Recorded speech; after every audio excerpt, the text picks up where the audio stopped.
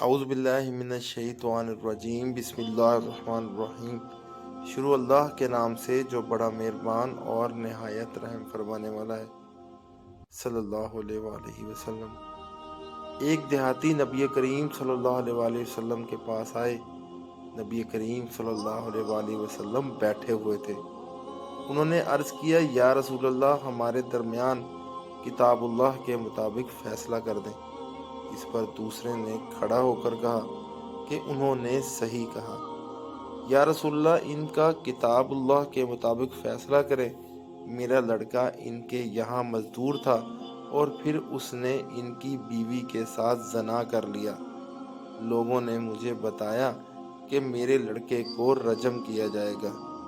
چنانچہ میں نے 100 بکریاں اور ایک کنیز کا فدیہ دیا۔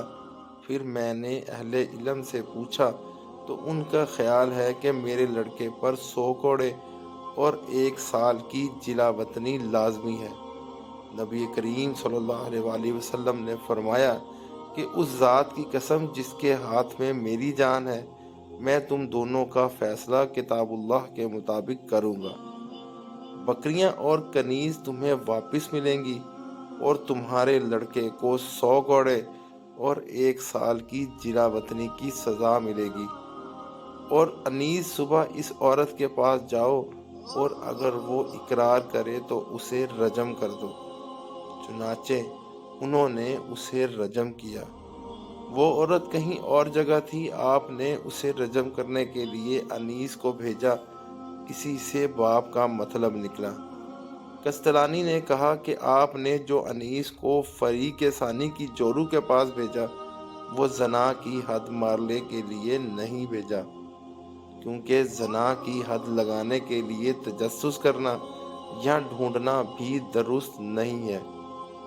اگر کوئی خود آ کر بھی زنا کا اقرار کرے، اس کے لیے بھی تفتیش کرنا مستحب ہے، یعنی یوں کہنا کہ شاید تو نے بوسہ دیا ہوگا یا مساس کیا ہوگا، بلکہ آپ نے انیس کو صرف اس لیے بھیجا کہ اس عورت کو خبر کر دیں کہ فلاں شخص نے تجھ پر زنا کی تہمت لگائی ہے۔ اب وہ حد قذف کا مطالبہ کرتی ہے یا معاف کرتی ہے۔ جب انیس اس کے پاس پہنچے تو اس عورت نے صاف طور پر زنا کا اقبال کیا۔ اس اقبال پر انیس رضی اللہ تعالیٰ عنہ نے اس کو حد لگائی اور رجم کیا۔ یا اللہ، ہمیں گناہوں سے بچا۔